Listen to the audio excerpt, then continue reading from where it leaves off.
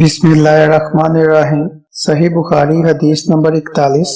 ابو سعید خدری رضی اللہ عنہ نے بتایا کہ انہوں نے رسول اللہ صلی اللہ علیہ وسلم کو یہ ارشاد فرماتے ہوئے سنا کہ جب ایک بندہ مسلمان ہو جائے اور اس کا اسلام عمدہ ہو، یقین و خلوص کے ساتھ ہو، تو اللہ اس کے گناہ کو جو اس نے اسلام لانے سے پہلے کیا معاف فرما دیتا ہے، اور اب اس کے بعد کے لیے بدلہ شروع ہو جاتا ہے، یعنی ایک نیکی کے عوض 10 گنا سے لے کر 700 گنا تک ثواب، اور ایک برائی کا اسی برائی کے مطابق بدلہ دیا جاتا ہے، مگر یہ کہ اللہ تعالیٰ اس برائی سے بھی درگزر کرے اور اس سے بھی معاف فرما دے، یہ بھی اس کے لیے آسان ہے۔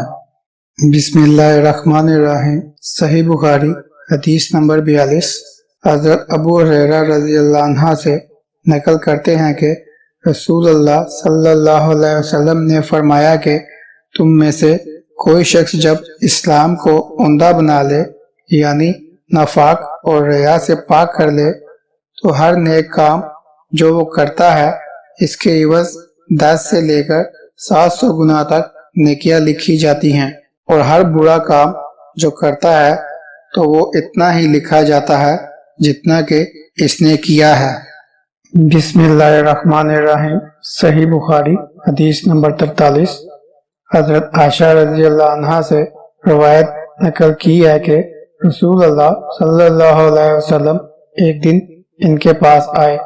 اس وقت ایک عورت میرے پاس بیٹھی ہوئی تھی۔ آپ نے دریافت کیا، یہ کون ہے؟ میں نے عرض کیا، فلاں عورت، اور اس کی نماز کے اشتیاق اور پابندی کا ذکر کیا۔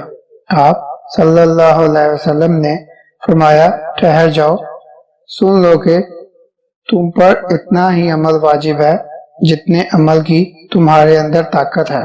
خدا کی قسم، ثواب دینے سے اللہ نہیں اکتاتا، مگر تم عمل کرتے کرتے اکتا جاؤ گے، اور اللہ کو دین کا وہی عمل زیادہ پسند ہے جس کی ہمیشہ پابندی کی جا سکے اور انسان بغیر اکتائے اسے انجام دے۔ بسم اللہ الرحمن الرحیم۔ صحیح بخاری حدیث نمبر 44۔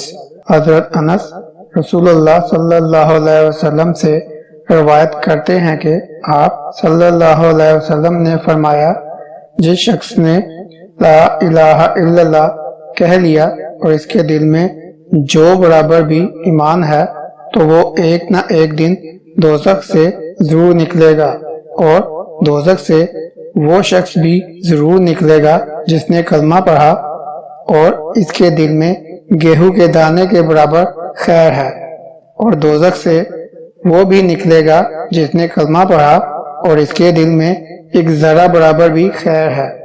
حضرت امام ابو عبداللہ بخاری رحمۃ اللہ فرماتے ہیں کہ ابان نے بروایت قتادہ بواسطہ حضرت انس رضی اللہ عنہ رسول اللہ صلی اللہ علیہ وسلم سے خیر کی جگہ ایمان کا لفظ نقل کیا ہے۔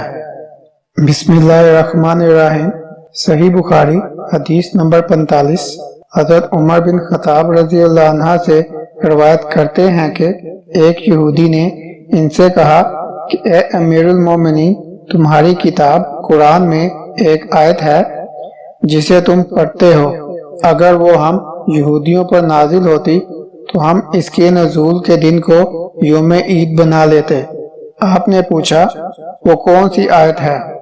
اس نے جواب دیا، سورہ المائدہ کی یہ آیت ہے کہ آج میں نے تمہارے دین کو مکمل کر دیا اور اپنی نعمت تم پر تمام کر دی، اور تمہارے لیے دین اسلام پسند کیا۔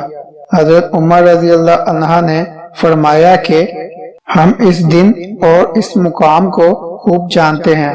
جب یہ آیت رسول اللہ صلی اللہ علیہ وسلم پر نازل ہوئی، اس وقت آپ صلی اللہ علیہ وسلم عرفات میں جمعہ کے دن کھڑے ہوئے تھے۔